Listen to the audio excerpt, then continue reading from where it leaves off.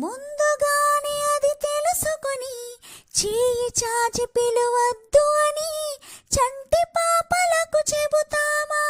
లేనిపోని కలలెందుకని మేలుకుంటే అవి రావు అని, జన్మలోని నిదురాకు అని కంటి పాపలకు చెబుతామా?